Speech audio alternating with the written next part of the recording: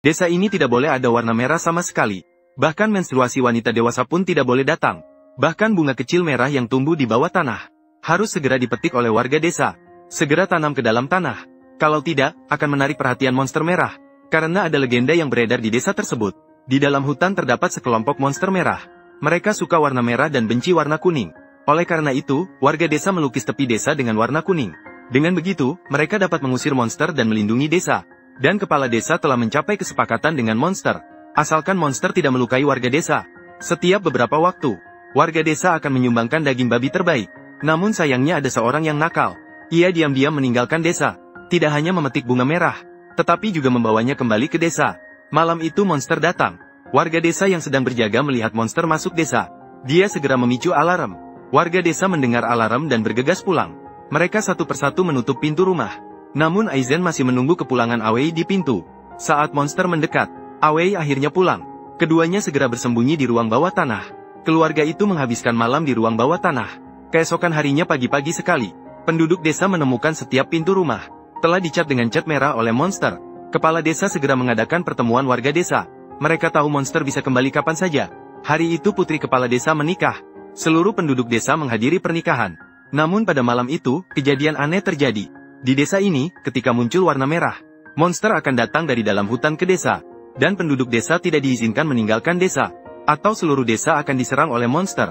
Namun sayangnya, Awei malah kebetulan tidak hanya meninggalkan desa, tetapi juga membawa kembali bunga merah ke desa. Pada malam itu putri kepala desa menikah. Kejadian aneh terjadi di desa. Berbagai jenis unggas dicabut bulunya. Tidak hanya digantung di setiap pintu rumah, bahkan di seluruh tanah. Jelas ini ulah monster. Untuk memohon ampun dari monster, penduduk desa mempersembahkan daging babi terbaik. Perasaan Aizen dan Awei semakin dalam. Tidak lama kemudian mereka akan membicarakan pernikahan. Hari itu si bodoh Akiang datang ke rumah Awei. Dia langsung menusuk Awei begitu saja. Ternyata Akiang juga menyukai Aizen. Ingin menghentikan pernikahan mereka dengan cara ini. Penduduk desa menemukan Akiang penuh dengan darah. Barulah mereka menemukan Awei tergeletak di genangan darah. Aizen sangat marah. Dia menemukan Akiang yang dikurung. Dia memberinya beberapa tamparan. Sementara Awei terluka parah dan membutuhkan perawatan medis. Namun desa itu terisolasi dari dunia luar. Tidak ada obat yang tersedia. Demi menyelamatkan Awei yang terluka parah, Aizen memutuskan untuk meninggalkan desa. Untuk membeli obat yang diperlukan di luar. Kepala desa melihat bahwa putrinya sudah mantap. Dia menyetujui permintaan Aizen. Setelah Aizen selesai menyiapkan barang-barangnya, kepala desa membawanya ke depan sebuah pondok kecil. Dia menarik Aizen masuk ke dalam pondok, lalu membiarkan Aizen masuk sendirian. Saat Aizen mengulurkan tangannya, dia malah menyentuh monster legendaris. Penduduk desa ini tidak boleh meninggalkan desa, atau akan menarik perhatian monster merah. Hari itu, kepala desa membawa putrinya masuk ke dalam pondok gelap. Putrinya malah menyentuh monster legendaris. Ternyata monster itu palsu. Selama bertahun-tahun, monster itu diperankan oleh anggota dewan desa. Hanya untuk mencegah warga desa keluar. Dia memberikan selembar kertas kepada Aizen. Di atas terdapat nama obat yang dibutuhkan oleh Awei. Dan juga mengirim 2 warga desa bersamanya.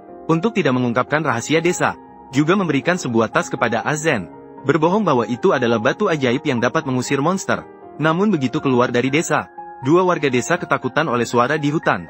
Meninggalkan Aizen sendirian dan lari kembali ke desa. Aizen hanya bisa pergi sendirian.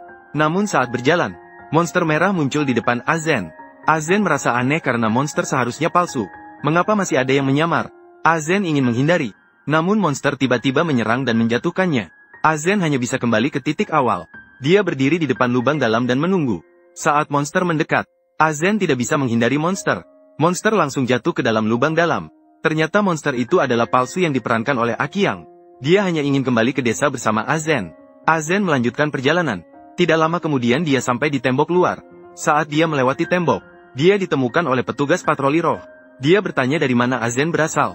Aizen mengatakan dia datang dari hutan. Setelah dia menerima catatan dari tangan Aizen, barulah dia menyadari Aizen membutuhkan obat. Namun Aizen tetap bungkam dan tidak berkata apa-apa lagi. Aizen memberikan jam emas sebagai imbalan kepada penjaga roh. Meminta bantuan untuk mengambil sedikit obat.